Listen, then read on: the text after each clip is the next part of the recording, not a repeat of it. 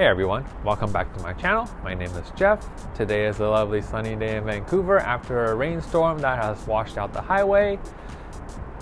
The air temperature is now 3 degrees Celsius.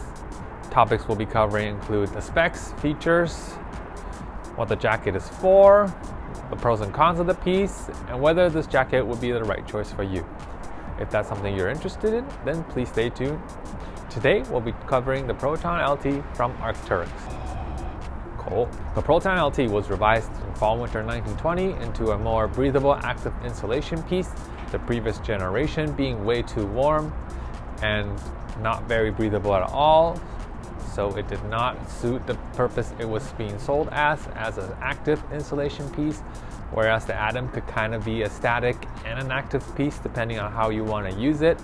But today we'll be solely talking about the Proton LT. The Proton LT is trim fit, whereas the Atom is regular fit. The color I'm wearing right now, I believe, is the Neptune color, which came out when it was revised in fall/winter 1920. I've always loved to go with the two-tone accented colorways because I'm all about the colors. The Proton LT hoodie uses two types of Coreloft insulation, the 80 and the 60, 80 being most of the body and the arms, and the 60 being the insulated hood. While we're on the topic of the hood, it is a helmet compatible hood, not a ski helmet compatible, but your regular climbing helmet compatible. There's one hood adjuster on the back, which is like a 2-in-1. It brings the brim and the crown all together, cinches it nicely like this, so you can look like Scuba Man. Again, the Neptune colorway featured this lovely two-tone contrasting element, which is not readily available anymore on the recent colorways. Although the distortion color for this fall/winter 21 is actually very, very nice, which is probably why it's sold out.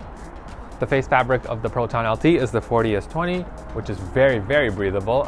If you are standing still and there's a slight breeze coming, you can feel it ripping through the jacket.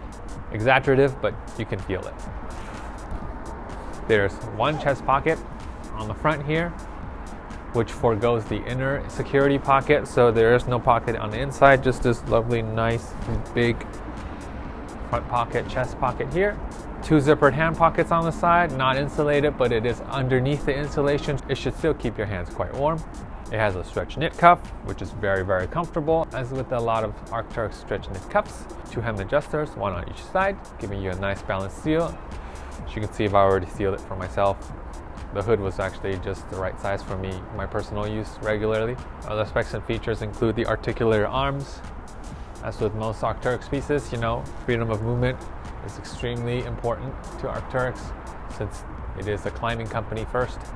So if you're climbing, see, it doesn't move. Yeah. Pros and cons. What are some pros and cons of this piece? Pro and a con, it is very breathable. We'll go over the pros first.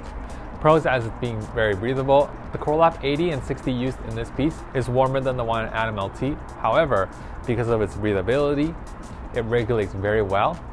I start to use this piece around -4, -5. Since I had the Atom SL Anorak, I've started using that for anything about -1, -2, which works quite well. Height output, of course. Another pro is the nicely sized hood. It's not too big, it's not too small. It's not mega big like the jacket, so you won't be swimming around in it, and it's got quite a bit of coverage, so it keeps you protected quite well. As with most, if not all Arcteryx pieces, it comes with DWR applied out of the package, so there's some weather resistance to it. Another pro is its big chest pocket here. Two might have been nice, maybe. What are some cons of this piece? Well, the breathability. This is not a very versatile jacket. It cannot do everything like the Atom can. If you're just wearing this around town standing still, the slightest breeze will rip the heat right out of you. It'll give you the chills, really. It is very breathable. It regulates really well, which is what it was designed to do. So it's not meant for very low or very low to no output activities. Unless you run extremely warm, then this is not a con. Another potential con is its trim fit. It won't take many layers underneath. The Naga leaf hoodie I'm wearing right now is probably as much as I would get away with it. Although for my use cases, it's usually just a base layer and this, and I'm good -5. Another con for me is its warmth. I would say I run pretty average in the heat spectrum, but but I can't really use this piece until -4, -5. This piece definitely does not work above 0. I would just sweat balls, and the base layer would just get soaked completely. Who's the Proton LT for? The Proton LT is the right jacket hoodie for you if you're looking for an active insulation piece in sub-zero temperatures. Unless you run extremely cold, I don't think you'll be able to wear this from 0 to 3 degrees. I've tried it before, touring, skinning. It did not work.